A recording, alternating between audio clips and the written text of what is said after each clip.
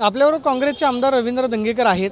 आणखी एक व्हिडिओ जो आहे तो सोशल मीडियावरती व्हायरल झाला आहे की एका हॉटेलमध्ये ड्रग्जची विक्री जी आहे ती केली जाते। गेल्या अनेक दिवसांपासून तुम्ही ड्रग्ज असेल किंवा पबमधले जे अवैध धंदे आहेत त्याच्यावरती आवाज उठवत आहे, मात्र अपघात प्रकरणानंतर परत आणखी व्हिडिओ समोर यायला सुरुवात झाली। ह्याच्यामध्ये इथून हाकेच्या अंतरावर हे पब आहे, त्याच्या शेजारी आमदारांचं ऑफिस आहे भारतीय जनता पार्टीच्या। आणि पुणे शहरात चाललंय काय, ह्या विद्येच्या माहेरघरामध्ये असे प्रसंग का आज घडत नाही आहे। आणि ह्या पुणे शहराला लागलेला काळिंबा ज्या राज्य उत्पादन अधिकारी राजपूत आहेत त्यांच्या नेतृत्वाखाली चाललेल्या कामाला काळिंबा पाथला जातो। आमचे पुणे शहर पोलीस करतायत काय, पुणे शहर उडता पंजाब व्हायची वेळ आली, उडता पंजाबमधली अंमली पदार्थ कमी व्हायला लागले पण पुण्यात वाढायला लागले। मी गेली वर्षभर जसा विधानसभेचा आमदार झाल्यापासून मी रोज बोलतोय आणि आमची पुणे शहरामधले तरुणाई बर्बाद होण्याचं काम हे अंमली पदार्थ करतात। जी हॉटेलं रात्री 3-3, 4-4 वाजेपर्यंत आजही चालू असतात त्याला पोलीस खात्याचं, राज्य उत्पादन खात्याचं कुठं कंट्रोल नाही। हप्तेखोरीच्या नादामध्ये पुण्याची संस्कृती बिघडायचं काम करणाऱ्या मंडळींना ह्यांच्यावर ताबडतोब कारवाई केली पाहिजे। ह्या खात्याचे मंत्री शंभूराजे देसाई, त्यांचं आडनाव देसाई असलं तरी ते कसाईसारखं वागतात, कारण त्यांच्याकडे जे हप्ते गोळा करणारे ही लोक त्यांची आहेत आणि तो हप्ता त्यांच्यापर्यंत पोहोचतो। हे माझ्या प्रकरणानंतर सुद्धा ड्रग्ज विक्री केली जाते, मग याच्या मागे नेमकं कुणाचा हात आहे? म्हणजे अपघात प्रकरणामध्ये ड्रग्जचं कनेक्शन काय आहे का तपासण्यात आलं, याची सगळी चौकशी करण्यात आली, पब बंद आहेत मात्र तरी सुद्धा ड्रग्जची विक्री त्याच्यामध्ये मी पहिल्यांदा बोललो की ललित पाटील प्रकरणामध्ये पब आणि अंमली पदार्थ हा विषय त्या दिवसापासून चालू आहे। आणि आजही हुक्का पार्लरच्या नावाखाली चाललेले हॉटेलं त्याच्यामध्ये अंमली पदार्थ मिळतात। मग भोगाव असेल, मावळ असेल, मुळशी असेल, पुणे शहर असेल, कोरेगाव पार्क असेल, वडगाव शिरी असेल, ह्या भागामध्ये सर्रास अंमली पदार्थ विकले जातात। ह्याची पूर्णपणे जबाबदारी पोलिसांची। जशी राजपूतची मी हप्तेखोरी वाचली तशी मला पुणे शहर पोलिसांची बी हप्तेखोरी वाचायची वेळ येणार आहे। आणि पोलीस आयुक्तांना काय नेमकं तुमचं म्हणणं आहे की एवढे सगळ्या कारवाईनंतर सुद्धा ड्रग्जची विक्री होते, मग नेमकी नियंत्रण कोणाचं नाही? मग रात्री हॉटेलला चालतात का? आजचा जो व्हिडिओ आला तो रात्री 3:30चा आला आहे, म्हणजे 1 नंतर 3 नंतर काय परवानगी नाही, मग 3:30 वाजेपर्यंत चालतात कशी हॉटेलं? म्हणजे पुणे पोलिसांच्या आशीर्वादाखाल्याशिवाय चालत नाही।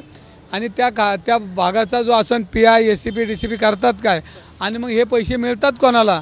आणि हे पैसे मिळत असल्याशिवाय हे असे धंदे चालत नाही।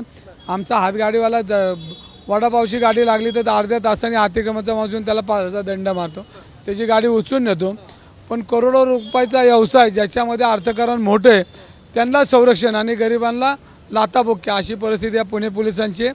तर ह्याच्यामध्ये ज्या बारमध्ये हे सापडलेला कायमचं सील झालं पाहिजे। आणि 1 नंतरचे जिथं आता बार चालले असतील नागरिकांनी ह्याच्यामध्ये व्हिडिओ शेअर्स करावेत आमच्या सारख्याला, कारण शेवटी ही संस्कृती पुणे शहरातल्या लोकांनी ताब्यात घेतली पाहिजे। पोलिसांवरचा विश्वास संपलेला आहे, त्या खात्याचे मंत्री देसाई त्यांचा विश्वास संपलेला आहे। त्या भागाचे आमदार असतील, पालकमंत्री, एक आमदार म्हणून तुमची भूमिका काय? तुम्ही आतापर्यंत अपघात प्रकरणानंतर आवाज उठवला, राज्य उत्पादन शुल्काच्या अधिकाऱ्यांना सुद्धा तुम्ही जाब विचारला, मग आता नेमकी तुमची पुढची भूमिका काय? मग हे सगळं करून सुद्धा जर प्रशासनाचा या सगळ्या प्रक्रियेवरती वचक बसत नसेल तर मग पुढची भूमिका?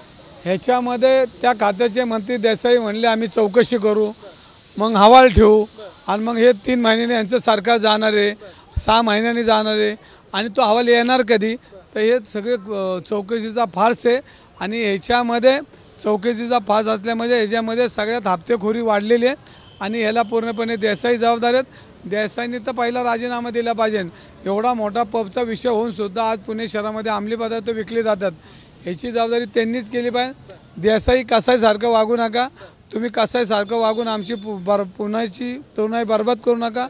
हे विद्येचं माहेरघर आहे पुणे, छत्रपतींचं पुणे, हे महात्मा ज्योतिबांचं बोले। चंद्रकांत पाटील बोलताना काही वेळापूर्वी असं म्हणाले की आता नवीन नियमावली जी आहे ती तयार करावी लागेल, त्याला पोलीस प्रशासनाने याचे सगळं नियम जे आहेत ते तयार केले पाहिजेत।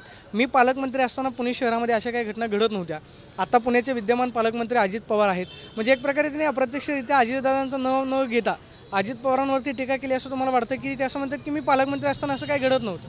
त्यांच्या काळात बी सगळ्या गोष्टी होत होत्या, ते काही नवीन नाहीत। आणि पालकमंत्री चंद्रकांत दादा पाटलांना मी जवळनं बघितलं आहे, स्वारगेटवरनं एसटीवरनं चालत पुण्याच्या कार्यालयात येत होते ते। आजची त्यांची परिस्थिती बघितल्यानंतर ते मंत्री झाल्यावर किती त्यांनी त्याचा फायदा घेतला हे लक्षात येईल आपल्या। कारण चंद्रकांत पाटलांना या हॉटेलमध्ये मी बसलेला वर्षानुवर्ष पाहिलेला कार्यकर्ता आहे, त्यामध्ये चंद्रकांत पाटील काय बोलतात याकडे दुर्लक्ष करा, कारण ते या पुण्यात मंत्री बी नाही आणि भविष्यातले ते आमदार बी होऊ शकत नाही, कारण त्यांनी काय काम केलं हे पुणेकरांना चांगलं माहिती आहे. फक्त भारतीय जनता पार्टीच्या आणि कमळाच्या जेव्हा ते राजकारण करतात त्यांना पुण्याचं काही घेणं देणं नाही. ह्या खात्याचे मंत्री देसाई आहेत, ते कसाई सारखे वागतात. त्यांनी पवार पुण्याचे पालकमंत्री आहेत, आता दादांकडे नक्की काय मागणी असणार आहे?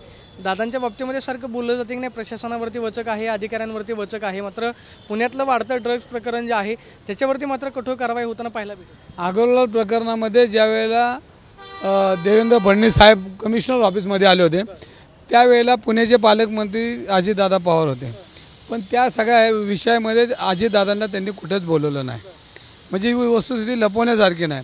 आणि अजितदादा पालकमंत्री असले तरी त्यांना किती अधिकार आहेत हे महत्त्वाचे, कारण त्यांनी अधिकार किती राबवायचे हे त्यांचे हात बांधलेले आहेत. मी पहिले बोललो आहे, आजही बोललो. अजितदादांवर हे जर ताशेरे ओढत असतील तर अजितदादांचे हात बांधलेले आहेत. अजितदादा काही करू शकत नाहीत, ह्यांचा कंट्रोल अजितदादावर आहे. त्यामुळे हा सगळा सारासार विचार करता हे सगळं भारतीय जनता पार्टीकडे बोट दाखवलं जातं. जे गुन्हेगारी, जे बार संस्कृती हे पाठीशी घालण्याचं काम चंद्रकांत दादा आजही पुणे रस्त्यावरती उतरणार. तुम्ही आतापर्यंत पोलीस आयुक्त आत्ताही रस्त्यावर आणि उद्याही रस्त्यावरचाच कार्यकर्ता आहे. आता त्या हॉटेलमध्ये चौकशी चालू आहे, तिथं बी जाणार आहे मी. म्हणजे याच्यामध्ये पुणेकरांचा वाली कोण नाही राहिला. ज्यांना पुणेकर निवडून देतात त्यांचं पुणेकरांवर लक्ष नाही. आनंद घेत बसतात मंत्री खासदार आमदारकीचा, पण पुणेकरांसाठी कोण रस्ते यायला तयार नाही. आता पुणेकरांनाच कायदा हातात घ्यायची वेळ आली, कारण सक्षम पोलीस अधिकारी नसल्यामुळं, सक्षम पोलीस खातं नसल्यामुळं आता पुणेकरांनी कायदा हातात घ्यायची वेळ आली.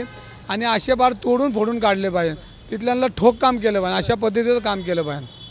आपण पाहतोय की या बारवरती जी आहे ती बार सील करण्यात यावा, ही कारवाई त्याच्यावरती करावी. मात्र या सगळ्या प्रकरणामध्ये पोलीस प्रशासनाचा वचक राहिलेला नाही. राज्य उत्पादन शुल्काची जशी हप्तेखोरी मी समोर आणलेली होती, तसंच पोलीस प्रशासनाची हप्तेखोरी जी आहे ती येत्या काही दिवसामध्ये समोर आणेल अशी प्रतिक्रिया आमदार रवींद्र धंगेकरांनी दिल्यास पाहायला मिळते. कॅमेरा पर्सन सुशांत राऊत, मी प्रदीप कापसे, TV9 मराठी, पुणे.